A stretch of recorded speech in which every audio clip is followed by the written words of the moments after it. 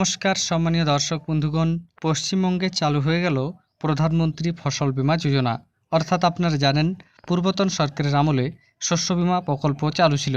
এবার কেন্দ্র এবং রাজ্য সরকারের যৌথ উদ্যোগে পশ্চিমবঙ্গের কৃষকদের জন্য চালু হলো প্রধানমন্ত্রী ফসল বীমা যোজনা। কি কি আপডেট রয়েছে সম্পূর্ণ তথ্য আপনাদের এই ভিডিওতে আমি জানিয়ে দেব।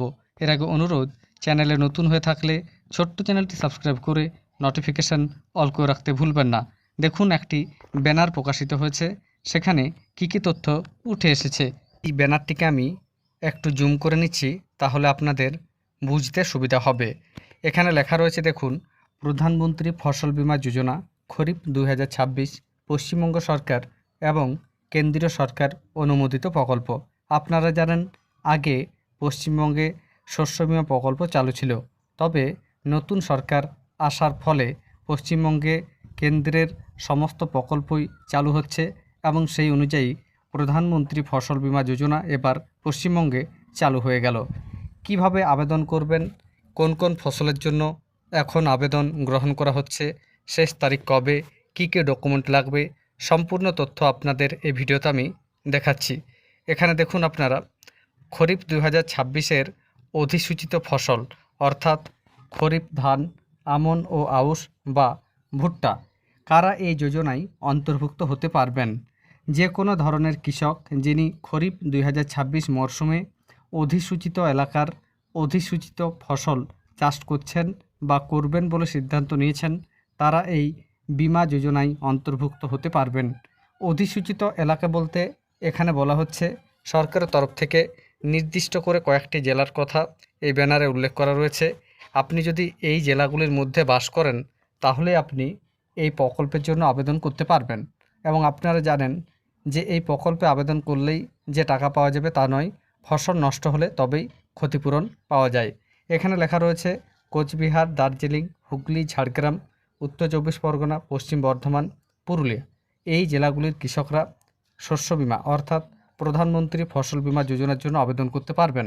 এবং পুরুলিয়া বাদ দিয়ে এখানে যে জেলাগুলির কথা উল্লেখ করা হয়েছে, সেক্ষেত্রে ওই জেলাগুলির কৃষকরা যদি ধান চাষ করেন তাহলে এই বীমার জন্য আবেদন করতে পারবেন।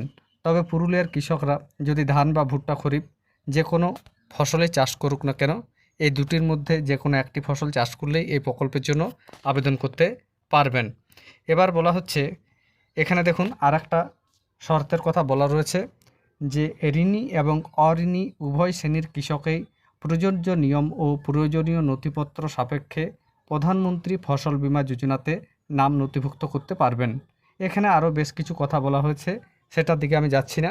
এখানে দেখুন, এই যে প্রকল্পে নাম নথিভুক্তির জন্য কি কি প্রয়োজন অর্থাৎ কি কি ডকুমেন্ট লাগবে, সেটা এখানে পরিষ্কার বলা রয়েছে। আধার কার্ড অথবা আধার এনরোলমেন্ট নাম্বার, জমির নথি অর্থাৎ খতিয়ান বা পর্চা, ব্যাংক অ্যাকাউন্ট, ভাগ চাষির ক্ষেত্রে জমির মালিকের সাথে চুক্তিপত্র, ফসল রোপণ বা বপন সংক্রান্ত স্বঘোষণাপত্র। নাম নথিভুক্তির শেষ তারিখ, বর্তমানে অনুমোদিত শেষ তারিখ 31 আগস্ট 2026। আজ থেকে তাহলে বুঝতে পারছেন 8 থেকে 10 দিন হাতে রয়েছে।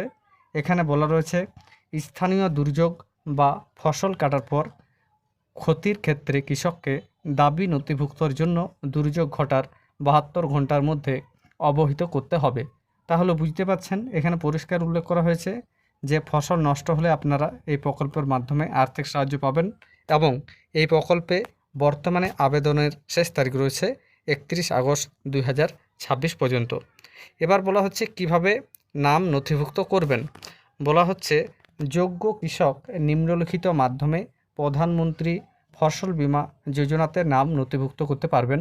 প্রথমত, নিকটবর্তী সংশ্লিষ্ট ব্যাংক শাখা, অনুমোদিত ব্যাংকিং চ্যানেল বা কমন সার্ভিস সেন্টার অর্থাৎ সিএসসিতে গিয়ে বা সংশ্লিষ্ট ইমপ্লিমেন্টিং এজেন্সি এর অনুমোদিত মাধ্যমে বা ন্যাশনাল ক্রপ ইন্স্যুরেন্স পোর্টালে কৃষকের জন্য উপলব্ধ প্রযোজ্য অনলাইন সুবিধার মাধ্যমে অর্থাৎ বাড়িতে বসেও আবেদন করা যাবে। এছাড়া এখানে বলা রয়েছে নাম নথিভুক্ত সময় কৃষকের ব্যক্তিগত তথ্য, জমি চাষের তথ্য, ফসলের তথ্য এবং ব্যাংক অ্যাকাউন্ট সংক্রান্ত তথ্য সঠিকভাবে প্রদান করা অত্যন্ত জরুরি। নিবন্ধনের পর প্রাপ্ত স্বীকৃতিপত্র সংরক্ষণ করুন এবং তাতে প্রদত্ত তথ্য সঠিক আছে কিনা অবশ্যই যাচাই করুন। আমি এর আগে আপনাদের দেখালাম কোন জেলার কৃষকরা কোন কোন ফসলের জন্য এটাতে আবেদন করতে পারবে। ফসল বীমা সংক্রান্ত যে কোনো তথ্য জানার জন্য বা যে কোনো সমস্যা সম্পর্কে আপনারা যদি আরও তথ্য পেতে চান তাহলে 14447 অথবা হোয়াটসঅ্যাপ চ্যাটবট 7065514447 যোগাযোগ করতে পারেন। তাহলে বুঝতে পারছেন হাতে সময় রয়েছে খুব কম। আপনারা যদি নিজে না পারেন সেক্ষেত্রে কমন সার্ভিস সেন্টারে গিয়ে আবেদন জানাতে পারেন।